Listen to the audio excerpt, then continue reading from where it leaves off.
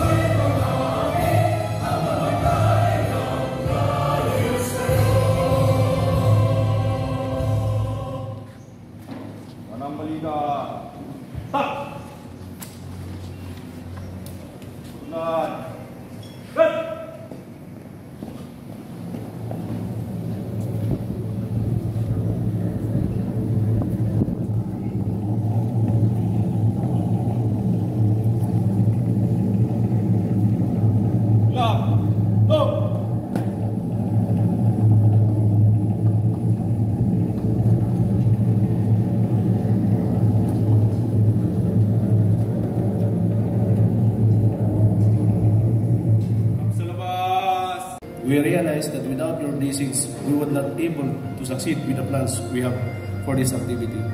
Bestow your grace and divine wisdom to all of us present here, so we could cooperate and enjoy camaraderie and love for the greater glory of your name. Bless also those we have left behind in our homes. May you grant them peace and happiness. Bless our companions around the Sinagtana troopers, that they may enjoy peace and goodness of your love. We ask all this in the glorious name of Jesus. Amen. Please be seated. Pursuant to General Orders number 367, dated 22 March 2024, the Military Merit Medal interim is hereby awarded to Lieutenant Colonel Julito B. Racto Jr., O-132053, Infantry, General Staff Corps, Philippine Army, for eminently meritorious and invaluable services rendered in a position of major responsibility as Commanding Officer, 91st Infantry, Sinagtala Battalion, 7th Infantry Kaugna Division, Philippine Army, from 31 March 2022 to 05 April 2024. Imbued with high level of professional competence, responsibility, and dedication, Lieutenant Colonel Recto Jr. ably performed his duties and responsibilities in both administrative and operational undertakings by providing effective and efficient command and control, excellence and enthusiasm that contributed to the unit's success in accomplishing its mission. On personnel, the subject officer meticulously looked after the morale and welfare without sacrificing the state of discipline of the troops. Morale-boosting activities were conducted such as unit visitations, awarding of certificates and awards. He generously granted a total of 1,691 leaves and other privileges, recommended the promotion of 120 personnel, facilitated and eventually re-enlisted 141 enlisted personnel into the regular armed forces of the Philippines, and sent a total of 75 personnel to gain career specialization courses and trainings. On intelligence, subject officer diligently supervised intelligence officer, ensuring the neutralization of 12 regular CNTs, 2 militiang bayans, and 129 CNT supporters.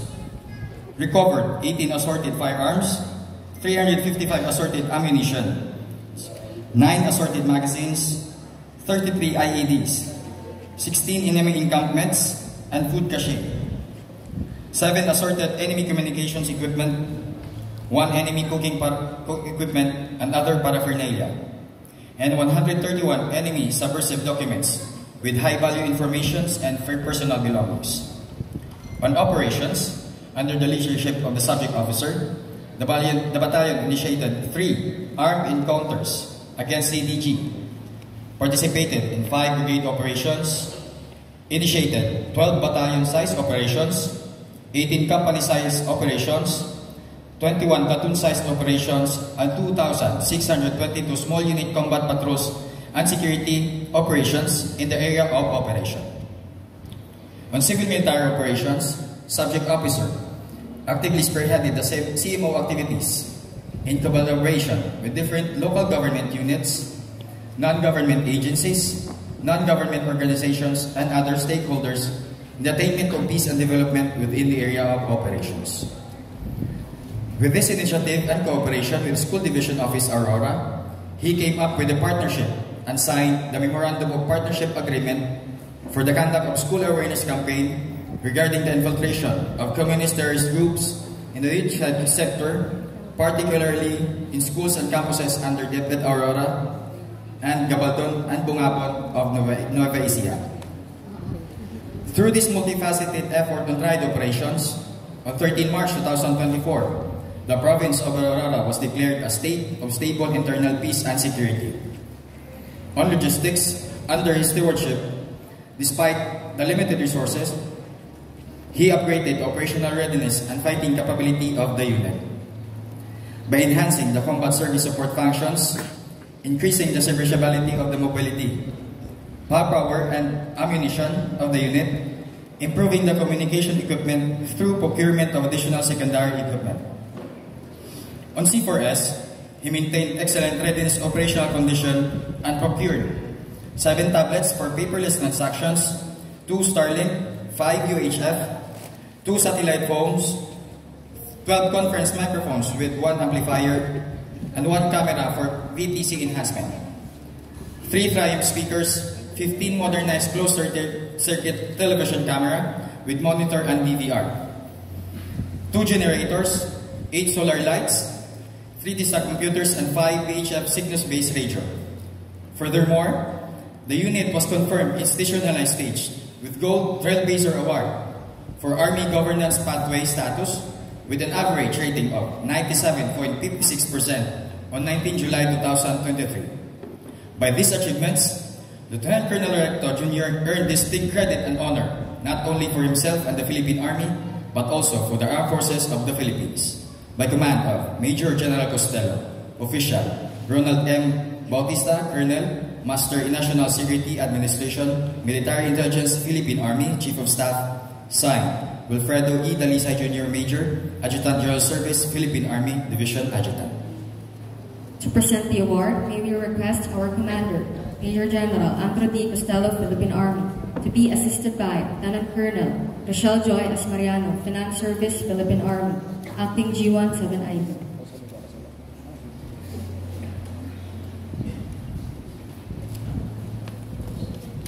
Command plaque for 7th Infantry Coordinate Division to be presented to.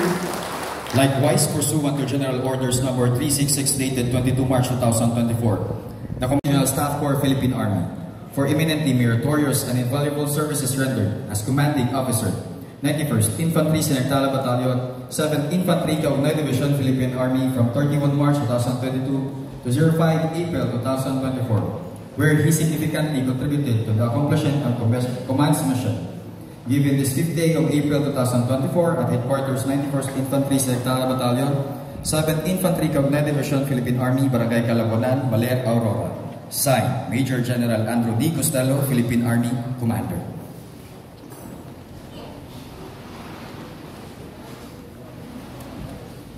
Also, a plaque of appreciation is given to Mrs. Clarence N. Recto. May we request Mrs. Clarence N. Recto for her spouse, Lieutenant Colonel Julito Berto Jr., Infantry General Staff Corps Philippine Army, for being the source of strength and inspiration for her spouse in holding the family is indicative to her immense trust and faith in the Filipino soldier and the military institution. Her patience and dedication exemplify the virtues that empower military spouses and strengthen their household and families. Given this 5th day of April 2024 at Headquarters 91st Infantry Sinagtala Battalion, 7th Infantry Kaugnayan Division Philippine Army, Barangay Calabonan, Baler, Aurora. Signed, Major General Andrew D. Costello, Philippine Army Commander.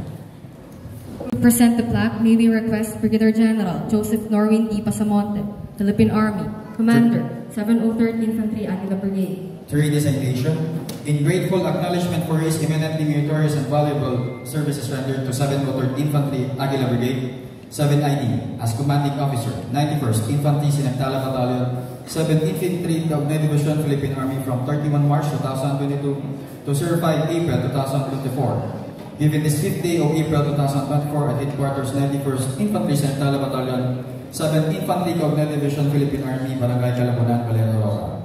Signed, Joseph Norwin D. Pasamonte, Brigadier General, Philippine Army Commander. Lieutenant Colonel Julito Berrecto Jr., Infantry General Staff Corps, Philippine Army Commanding Officer, 91st Infantry Battalion, 7th Infantry Division, Philippine Army. In grateful appreciation for his invaluable support rendered to the 70th Infantry Matapat and Matatag Battalion that contributed to the successful implementation of development support operations and sustainment of internal peace and development in the area of operations. Given this 5th day of April 2024 at Headquarters 91st Infantry Battalion, 7th Infantry Division, Philippine Army, Barangay Calabunan, Valero, Aurora. Signed, Colonel Ronel B. De La Cruz, Infantry General Staff Corps, Philippine Army, Commanding Officer. Likewise, a certificate of appreciation from 84th Infantry Victorious Battalion will be presented to Lieutenant Colonel Julito B. Recto Jr. To read the citation, plaque of recognition is hereby presented to 91st Infantry Sinagtala Battalion in recognition of the unit's invaluable services rendered with 84th Infantry Victorious Battalion, 7th Infantry Caugnaw Division, Philippine Army, that greatly contributed to the overall accomplishment of the unit's mission. Given this 5th day of April 2024 at Headquarters 91st Infantry Sinagtala Battalion, 7th Infantry Caugnaw Division, Philippine Army, Barangay Calabunan, Valero, Aurora. Signed, Gerald L. Reyes, Lieutenant Colonel, Infantry General Staff Corps, Philippine Army, Commanding Officer. A plaque of appreciation from the Headquarters, Fort Magsaysay Army Station Hospital, 7th Infantry Caugnaw Division, Philippine Army, will be given to Lieutenant Colonel Julito B. Recto Jr. Another plaque of appreciation is given to Lieutenant Colonel Julito B. Recto Jr., Infantry General Staff Corps, Philippine Army, in grateful appreciation for the invaluable and exceptional support extended to Fort Magsaysay Army Station Hospital, FMASH, 7ID, which greatly contributed to the unit's mission. Given this 5 April 2024 at 91st Infantry Division, Philippine Army, Valero, Aurora. Signed, Colonel William F. Recuenco, Medical Corps, Philippine Army, GSC, Commanding Officer, FMASH 790, Philippine Army. Another award from the Mayor of the Municipality of Maria Aurora, from Honorable Ariel Espito, represented by the Municipal Local Government Operations Officer of Maria Aurora, Mr. Amado V. Angara. Another certificate of recognition is hereby awarded to Lieutenant Colonel Julito B. Recto Jr., Infantry General Staff Corps, Philippine Army, for his exemplary and outstanding services rendered to the municipality of Maria Aurora in maintaining the insurgency-free municipality and providing assistance on the effective dissemination of government services to the parkland communities. Giving this 5th day of April 2024 from the municipality of Maria Aurora, signed, Ariel Espito, Municipal Mayor. Likewise, a certificate of recognition from the Lyceum of the East Aurora, in grateful recognition of his exceptional services and dedication to the defense and sovereignty of the Republic of the Philippines, and his unwavering support and efforts toward the achievement of the objectives of the Memorandum of Partnership in education with the institution and fostering community development in the area of jurisdiction. Given this 5th day of April 2024 at Headquarters 91st IP 7IT Barangay Calabunan, Valero, Aurora. Signed, Engineer Jaime Esgoso, President and CEO. Battalion, 7th Infantry Caugnaw Division, Philippine Army, is terminated effective 05 April 2024. Section 2, Designation, Lieutenant Colonel Aris A. Quinto, O-135004, Infantry General Staff Corps, Philippine Army, is designated as Acting Commanding Officer, 91st Infantry Sinagtala Battalion, 7th Infantry Caugnaw Division, Philippine Army, effective 5 April 2024. By command of Major General Costello, Official, Colonel Ronald M. Bautista, Master in National Security Administration, Military Intelligence, Philippine Army, Chief of Staff, Signed, Major Wilfredo E. Talisay Jr., Adjutant General Service, Philippine Army, Division Adjutant. At this juncture, Lieutenant Colonel Julito B. Recto Jr., Infantry, General Staff Corps, Philippine Army, the outgoing commanding officer of 91st Infantry Sinagdala Battalion, will now give his remarks and sign his relinquishment order. It is with great honor and gratitude that I stand before you today, reflecting on the journey we have embarked upon together. As the outgoing battalion commander, I find myself filled with a wide array of mixed emotions. Pride in our accomplishments, gratitude for the trust bestowed upon me, and a deep sense of appreciation for everyone who has contributed to our success. I would have not done it alone. First, I would like to thank the Almighty God for all the blessings, wisdom, and strength that allow me to fulfill my mandate as the Battalion Commander of 91st IB. To the Commander of 7th Infantry Division, Philippine Army, Major General Andrew D. Costello, for your unwavering trust and confidence in my abilities. You have been the cornerstone of our achievements. Your guidance, support, and belief in our vision have empowered us to push boundaries, overcome challenges, and reach new heights.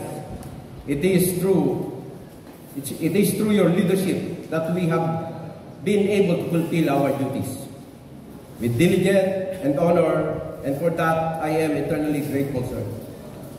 At this point, allow me to hand over my tour of duty report for my 2 years tenure as your battalion commander, sir.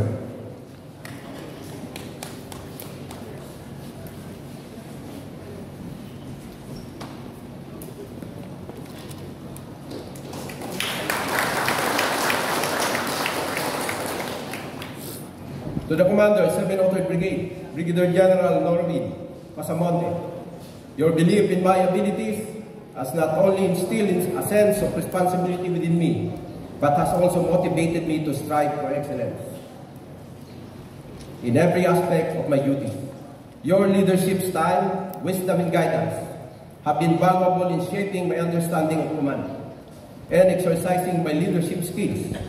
I am deeply thankful for the opportunity to lead such a dedicated and capable battalion. Thank you for your mentorship, sir. It is truly an honor and privilege to serve under your leadership. Likewise, I would like to thank my personal career mentor, a father to me, the former Chief of Staff, AFP, General Pilimon T. Santos Jr. and Ma'am Jen, for their encouragement as I continue to progress in my career. I am committed to applying the lessons you've imparted to me and upholding the values of leadership and integrity you exemplify. Your belief in me has been a constant source of my inspiration. Thank you for coming over, sir, despite of your hectic schedule. To my family, my wife Clarence, and my son, Julito, who have been a constant source of strength and inspiration, for your understanding, love, and support. I would be remiss if I did not extend my deepest appreciation to my officers, men, and ka of this battalion. Please stand to be recognized to my XO, Lieutenant Colonel Pete Peralta, for always there to assist me in both administrative and operational functions of the unit. To my S1, then Lieutenant Lamera, who is now at OG1, and now Lieutenant Stewart Servo, for taking charge of all matters concerning our personnel. To my S2, Major Renan Roldan, he is now at the OG2, for all his hard work, a very efficient and effective intel officer. And of course, to my S3, Captain Jun Nino Espora, an equally hardworking and dedicated staff, for his commitment in taking care of the operational plans and training aspects of the unit. To Captain Suarez, my ever-reliable escort, and at the same time the CEO of Delta Company, for assisting me in taking good care of all logistics and facilities of the unit, including our CAAS. To my S6, and at the same time SDO, Captain Bob Pereira, for his efficient and effective management of unit financial resources.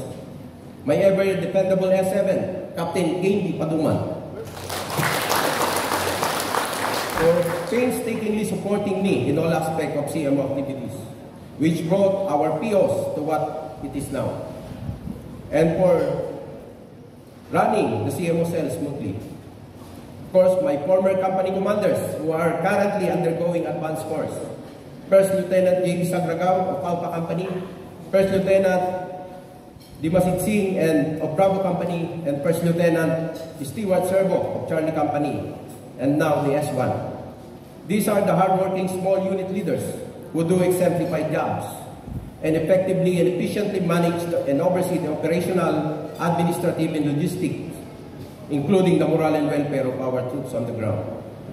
Our platoon leaders, the cutting edge of the unit, First Lieutenant Aurelio of Scout Platoon, Second Lieutenant Amporias, and Second Lieutenant Nunez of Alpha Company, Second Lieutenant Muring and Second Lieutenant Munchinejo of Bravo Company, Second Lieutenant La Torsa and Second Lieutenant Pasilan of Charlie Company, our newly assigned female officers, Lieutenant May Naman and Second Lieutenant Angela Tancho, for serving well under my leadership, even for a short period of time.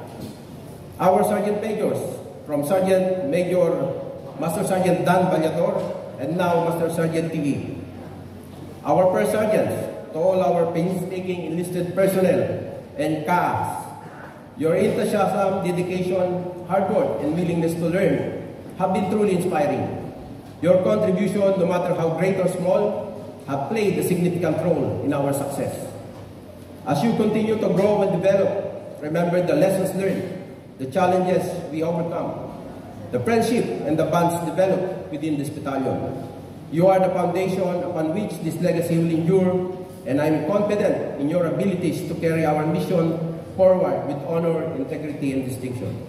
Together, we have confronted the challenges and we have reached significant milestones, particularly in the successful implementation of the UNIS campaign, which underscored the effectiveness of the tandem approach, focused military operation, working hand in hand with the arsenal of socio-economic development in the province to the employment of hard power and soft power. Further, this resulted to the surrender of some CTG members and supporters, and some of them with firearms. The discovery of their hideouts and lairs. We also prevented them from their recruitment scheme, averted their violent and non-violent activities by keeping them on the run. We also gained a massive influx of CNT mass supporter surrenderies that are now organized into people's organization. This can be attributed to the government-sustained programs for former rebels like the ICLI program and the continuous engagement with the barangay and local officials and IP leaders. We also achieved milestones in other mission areas and support to barangay development projects, security of flagship projects, particularly the road construction in the coastal area connecting Dingalan and San Luis. Formalized partnership with other agencies of the government, undertook environmental as well as humanitarian assistance and disaster response activities during typhoon seasons through our disaster relief and rescue operations. This paved way for the declaration of the province in the state of stable internal peace and security. With our diligence and aim for excellence, we try to enhance the system and improve our unit's readiness condition that led to the unit conferral on the AGP into institutional status with Gold Trailblazer, or with a rate of 97.56 last year. And just recently, the excellent findings in the Division IG inspection with a rate of 97.60%. These significant accomplishments have been made possible through the relentless effort of every members of Team Sinagtala, from the officers down to the most junior enlisted personnel, including our CAAS. I am humbled by the privilege of service as your commander. Together, we have faced adversity head-on, embraced changes with resilience, and emerged stronger and more unified more than ever before. Along this line, I would like also to express my sincerest gratitude and acknowledgement to the notable contribution of our partners from the local government units, our government agencies and stakeholders from all sectors of society, especially the Honorable Congressman of Lone District of Aurora, Congressman Romel Rico T. Angara, with his staff who have been very supportive to the programs and projects of the unit that geared in achieving lasting peace for the province of Aurora. To the acting governor and the staff of provincial government of Aurora for always assisting in supporting all of the unit's undertakings. The mayors of the 8 municipalities of Aurora, including the mayors of Gabaldon and Bungabon, of Nueva Ecija, who have been constant partners in providing livelihood opportunity for our people's organization, a game changer in the lives of the former rebels, that the different stakeholders and agencies of the province, particularly the provincial director of DTI, the provincial director of DILG, TESTA, the DSWD, the DOLE, the Department of Agriculture, BIPAR, the LTO, DNR, the PCA, and the DPWH. Our partners in the security sector, our PNP counterparts, headed by our Police Director, Police Colonel Miles Angel Pascual, our Coast Guard partner, and the Bureau of Fire.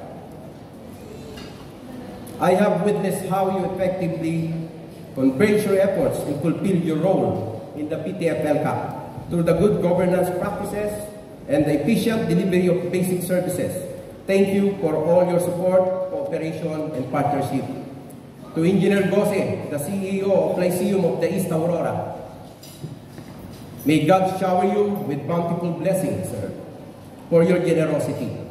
Through our memorandum of partnership with Lyceum, 100% scholarship grant was awarded to some of our former rebel and their dependents.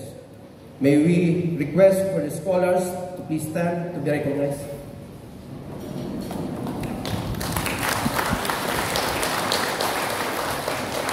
Thank you.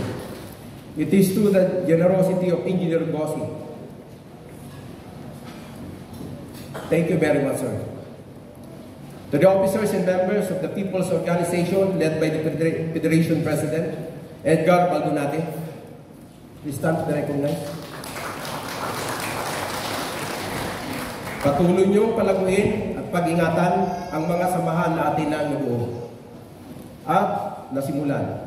Magiging masaya ako kung aking mababalitaan na lahat kayo ay may masagana ng kabuhayan sa pamamagitan ng mga livelihood programs na sama-sama nating pinagsikapang makamit.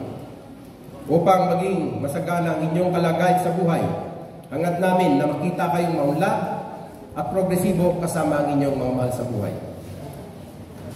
My brothers in the fraternity, the Valera Sierra Madre Eagles Club, which I led for 2 consecutive years and now under the helm of my successor, Kuya Felix Sanchez. Please stand to be recognized, Kuya. Thank you for all your support. Thank you. To my unit, you serve as my force multiplier, a second family to me. Sa pagkakaibigan, pagsasamahan, at pagtutulungan, maraming salamat, mga kuya. To our friends in media, my KMDCI Aurora family, headed by Sir Mitch and Jason Diazis, please stand to be recognized. And Ma'am Abit Dilo.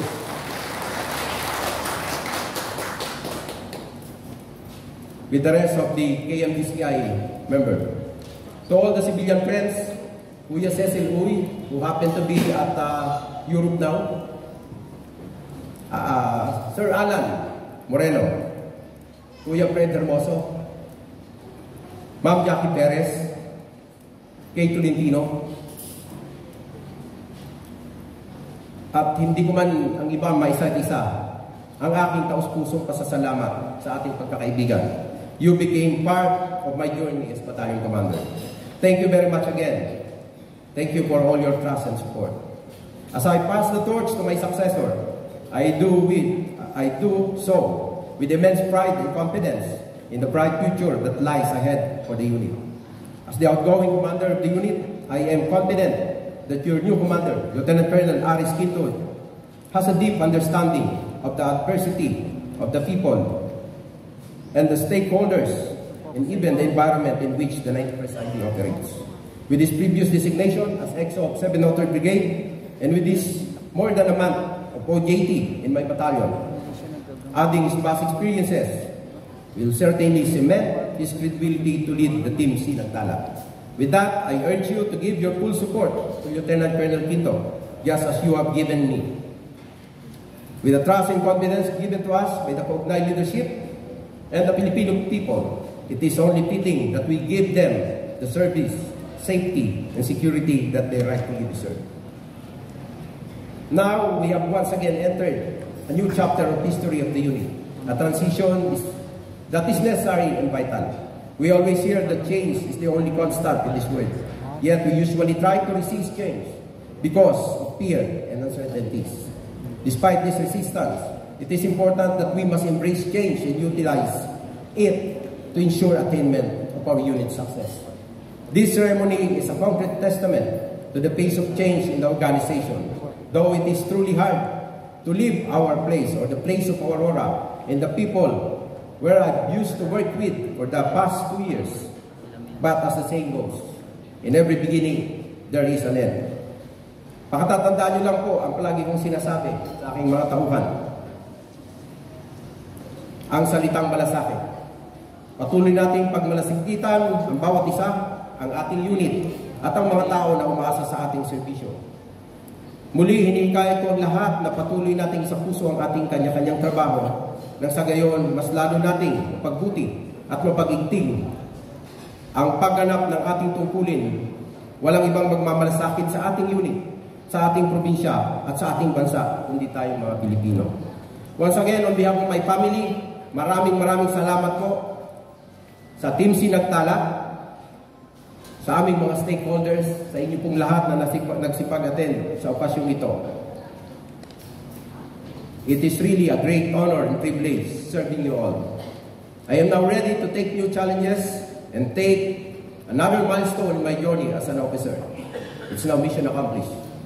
To God be the highest glory. Thank you everyone. Mabuhay ang 91st IB. Mabuhay po tayong lahat.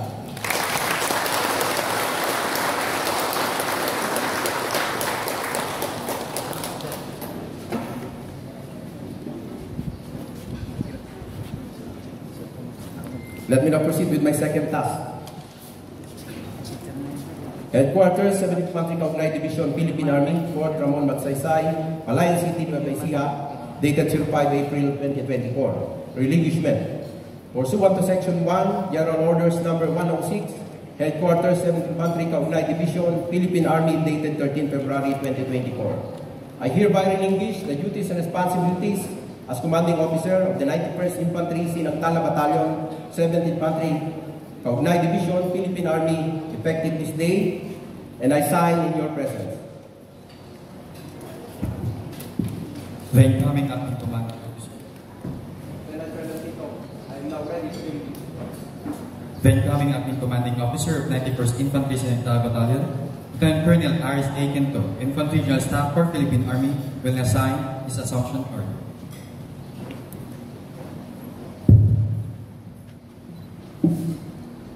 Headquarters, 7th Infantry Kaugnay Division, Philippine Army, Fort Ramon Magsaysay, Palayan City, Nueva Ecija, dated 05 April 2024. Assumption, pursuant to Section 2, General Order Number 106, Headquarters, 7th Infantry Kaugnay Division, Philippine Army, dated 13 February 2024, I hereby assume the duties and responsibilities as Acting Commanding Officer, 91st Infantry Sinagtala Battalion, 7th Infantry Kaugnay Division, Philippine Army, effective this day.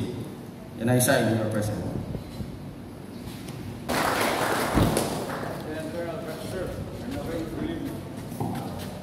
We shall now proceed to the symbolic handover of the Unit Color.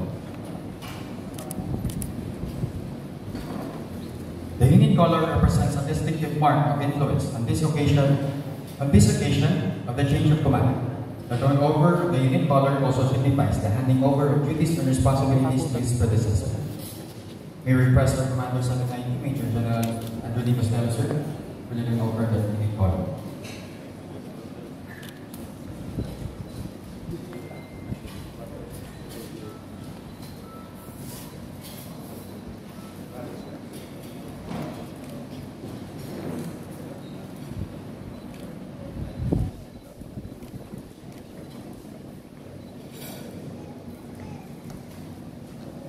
warm round of applause for the outgoing commanding officer and acting commanding officer of 9th Air Infantry Mandaluyong Norte. Thank you, sir. Should we now please? I stand before you today with great honor and humility. In the face of my upcoming duty as your incoming acting commanding officer, I am deeply grateful, first and foremost, to the Almighty Creator who made all these things happen. To my family, who always supported me during my ups and downs. To COM7, sir, thank you, sir, for giving me this opportunity to work and contribute to the accomplishment of the division missions and the Philippine Army in general. Rest assured, sir, that I will strive in every way to be worthy of your confidence and to fulfill my duties the best I can. To Lieutenant Colonel Recto, my predecessor, thank you, sir, for excellently leading the battalion. I believe that your capability and set of standard, you are living very cohesive and disciplined troops. You are a role model whose work is a joy and an honor to continue. At the same time, your achievements have posed high expectations and goals for my own terms as I carry on after you. Sa 91st Sinagtala Battalion, my aim during my term as your ACO is to begin this new chapter together. It is essential that we acknowledge the assumption that underpin our collective efforts. Assumptions serve as the foundation upon which we build our strategies, plans, and actions. They guide our decision-making processes and shape our expectations. Therefore, it is crucial that we examine and understand these assumptions to ensure that they align with our mission, vision, and values. Una, at higit sa lahat, dapat nating i-assume na ang ating pangunahing tungkulin ay protektahan at paglingkuran ang mamamayang Pilipino. Tayo ang mga tagapangalaga ng kanilang kaligtasan, seguridad at kabutihan. Ang ating pagtupad sa tungkulin ito ay dapat hindi mag-aalinlangan at dapat tayong handang ilagay ang ating sarili sa panganib upang tuparin ito. Dapat nating i-assume na ang mga sakripisyo natin ngayon ay magbubukas ang daan tungo sa isang mas magandang kinabukasan para sa ating nasasakupan at mga mamamayan. Pangalawa, dapat nating i-assume na ang ating mga kalaban ay matitibay at patuloy na nagbabago. Ang mga hamon na ating inaharap ay komplikado at may maraming aspeto. Dapat tayong handang mag-ayos at mag-innovate sa harap ng mga hamon ito. Ang ating pagsasanay, disiplina at profesionalismo ay dapat nasa pinakamataas na antas upang maigting na labanan ang anumang banta na ating inaharap, sa labas man o sa loob ng ating nasasakupan. Dapat nating i-assume na ang ating mga kalaban ay gagamitin ang anumang kahinaan na kanilang nakikita sa atin. At dapat tayong maging matyaga sa ating paghangad ng kahusayan upang hindi nila magamit ang oportunidad na iyon. Bukod dito, dapat nating i-assume na ang pagkakaisa at pagkakabuklod-buklod ay mahalaga sa ating tagumpay. Tayo ay isang hukbo, isang pamilya na pinagtibay ng iisang layunin at mga halaga. Ang ating lakas ay nakasalalay sa ating kakayahan na magtrabaho ng sama-sama, magtiwala at suportahan ang isa't isa. Dapat nating i-assume na ang ating mga individual na pagkakaiba, maging ito man ay saranggo, pinanggalingan o kasanayan, ay mga yaman na kapag maayos na pinagsama-sama ay dahilan upang tayo ay magiging isang di matitinag na puwersa. Dapat nating palaganapin ang isang kapaligiran ng pagkakasama, paggalang at bukas na komunikasyon kung saan bawat boses ay maririnig at bawat ambag ay pinapahalagan. Bilang karagdagan, dapat nating i-assume na ang patuloy na pag-aaral at pagpapabuti ay mahalaga sa ating paglago at pagunlad. Ang mundo sa paligid natin ay patuloy na nagbabago at dapat tayong sumabay sa mga pagbabagong ito. Dapat nating i-assume na ang kawalan ng kasiyahan sa kasalukuyan ang ating pinakamalaking kaaway at dapat tayong laging magsikap na maging mas magaling kaysa sa ating mga sarili kahapon. dapat nating yakapin ang kultura ng panghabang buhay at pag-aaral kung saan hinahanap natin ang bagong kaalaman, kasanayan at pananaw upang mapabuti ang ating kakayahan at kahusayan. Sa huli, dapat nating i-assume na ang ating mga aksyon ay may malalim na epekto. Bilang mga sundalo, tayo ay pinagkatiwalaan ng malaking kapangyarihan at responsibilidad. Dapat nating i-assume na ang ating mga desisyon at aksyon ay magbubuo ng buhay ng mga pinagsisilbihan at pinoprotektahan natin. Dapat tayong laging kumilos ng may integridad, malasakit at paggalang sa karapatang pantao. Dapat nating i-assume na ang ating pag-uugali ay magiging isang pagpapakita ng ating mga halaga at ng mga halaga ng ating institusyon. Dapat tayong maging mapagmatsyag sa epekto ng ating ginagawa sa mga komunidad na ating pinagsisilbihan at laging isipin ang positibo at pangmatagalang pamana na ating iiwan. Sa pagtatapos bilang iyong acting battalion commander, umaharap ako sa inyo ngayon na may malalim na layunin at dedikasyon. Ako ay nag-assume ng responsibilidad na pamunuan ang batalyong ito ng may buong pagsisikap, integridad at kababaang loob. Sama-sama nating yakapin ang palagay o assumptions na ito at magtrabaho ng walang pagod upang tuparin ang ating tungkulin sa mamamayang Pilipino. Maging tayo ang halimbawa ng profesionalismo, pagkakaisa at kahusayan upang wag tayong mag-iwan ng anumang posibilidad sa ating paghahangad ng isang mas ligtas at mas maunlad na komunidad. Salamat po at sama-sama tayong magsimula sa yugtong ito na may matibay na determinasyon at matibay na pananampalataya sa ating kakayahan. God bless us all.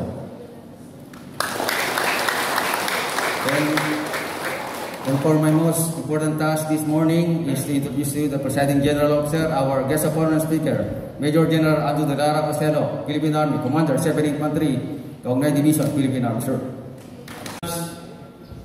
Continuous yung turnover kasi kailangan naming palitan din. Sobra-sobra na yung extent ni katulad dito ni Colonel Ricto, 2 years and 5 days. So, I stand there noong 2022. Parang kailan lang. Ngayon, 2 years na. So, this is my last time to stand because I'll be retiring by November. So, bahala na yung incoming division commander for the turnover of Aris. So, it's a challenge to you, Aris. Dapat malampasan mo yung stand ni Colonel Ricto. So, sa ngayon, napakainit talaga. Kaya nga, it's good that we have this building donated by the government of Aurora for the initiative of our Honorable Congressman. So allow me to commence by sharing a famous adage popularized by Spider-Man in Marvel Comics, film, and other media. With great power comes great responsibility. As we gather here today for the time-honored tradition of a change of command, let us reflect on this saying, for it holds profound significance not only for our key actors, but for each one of us. While it often used as a motivational phrase, let us consider a deeper perspective. With great responsibility comes great power. In our military career as officers, we are entrusted with leadership. Yet, accountability is not exclusive to officers alone.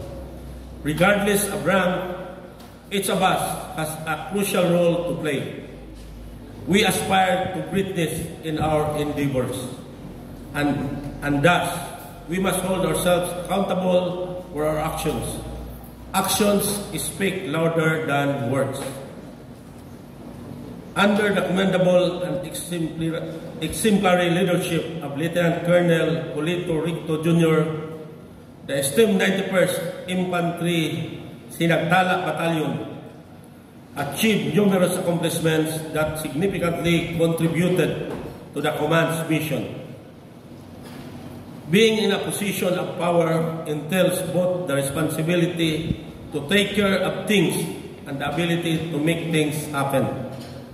Lieutenant Colonel Ricto, you have exemplified the balance admirably, showcasing the capabilities of the 91st IB and leading with action, not just words. The people of Aurora and our troops have witnessed your leadership firsthand. When challenges arose, you saw them as opportunity to demonstrate the capabilities of the 91st IB. Since assuming command precisely 2 years and 5 days ago, on March 31, 2022, you display excellence and enthusiasm, furthering our mission with every endeavor.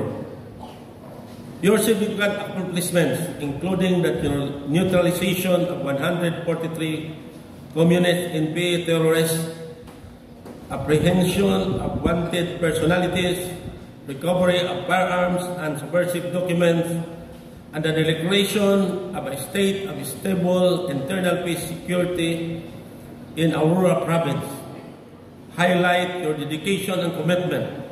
Additionally, your efforts in community engagement, social media presence, information drive, and partnerships initiatives have strengthened our bonds with stakeholders and enhanced the Army's reputation.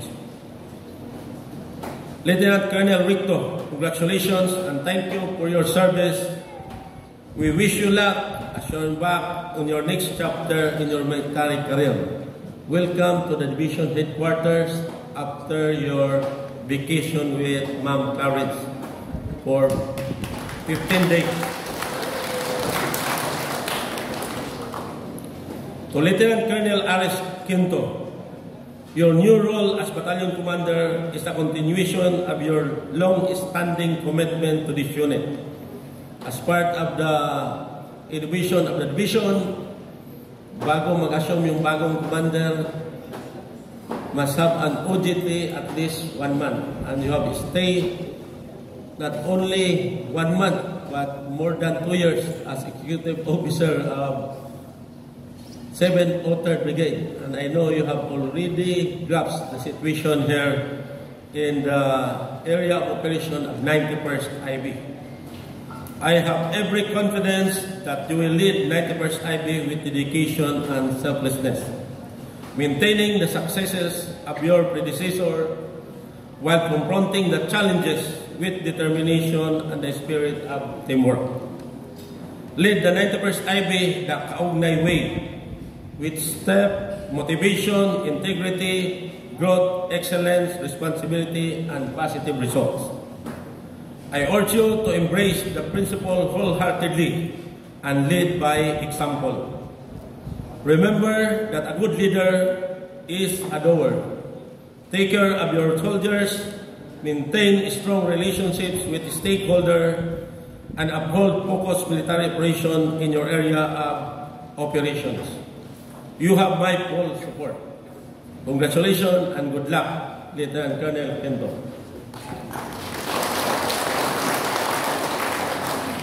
I'd like to express my gratitude to all Sinagdala troopers for their unwavering dedication. Your service is deeply appreciated by the people of Aurora, who recognize your commitment to duty and your effort to support their needs through collaborative partnerships with local government units and stakeholders. No matter the circumstances, you consistently find ways to serve and fulfill your duty with passion and commitment. Your unity and zeal as a team are commendable and serve as a source of inspiration to us all.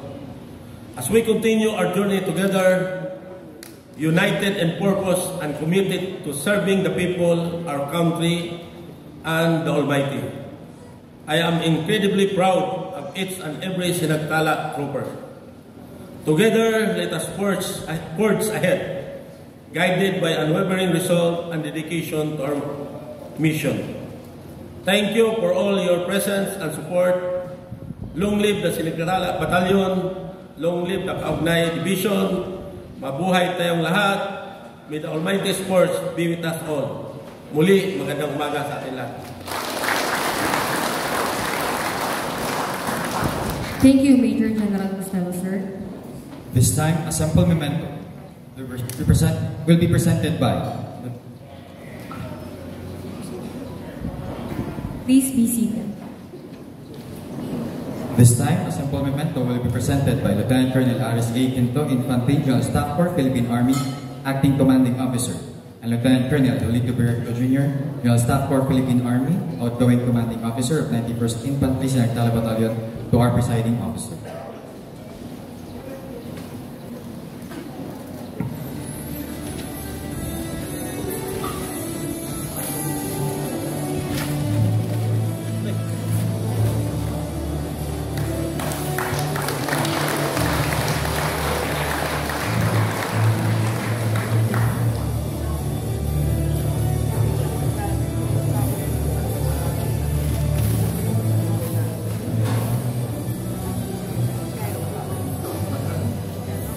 Thank you, sir. Please take your seats. Now, a memento from 91st Infantry Sinagtala Battalion will be given to the outgoing commanding officer, Lieutenant Colonel Jolito Berrecto Jr.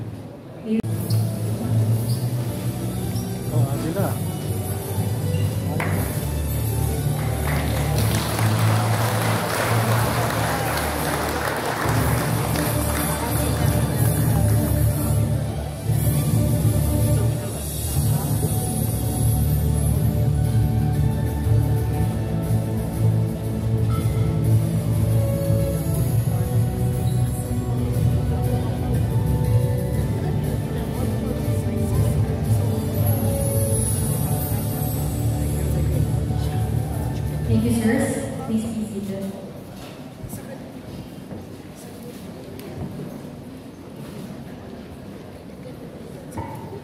Right at this time, may I request everyone to please rise for the mass singing of Pilipinas Komuhan.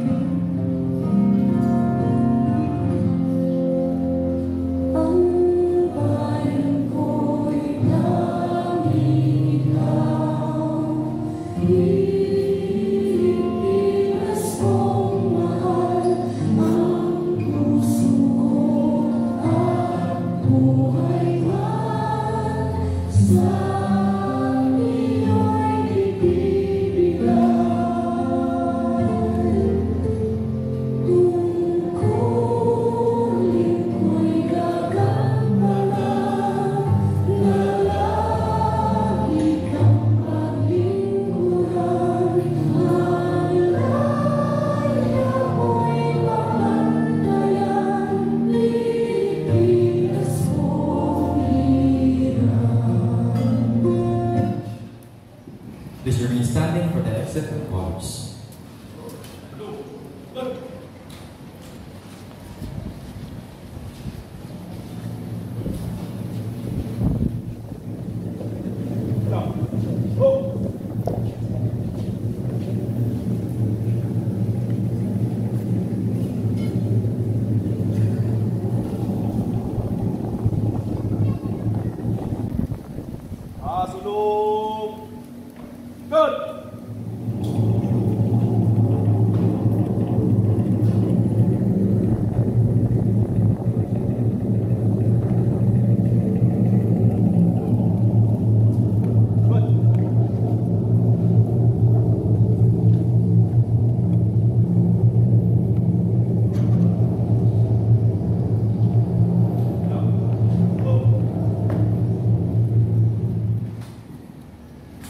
Before we finally conclude, may we request our Commander 7ID, together with the main actors for this ceremony, to remain on stage for the photo opportunity.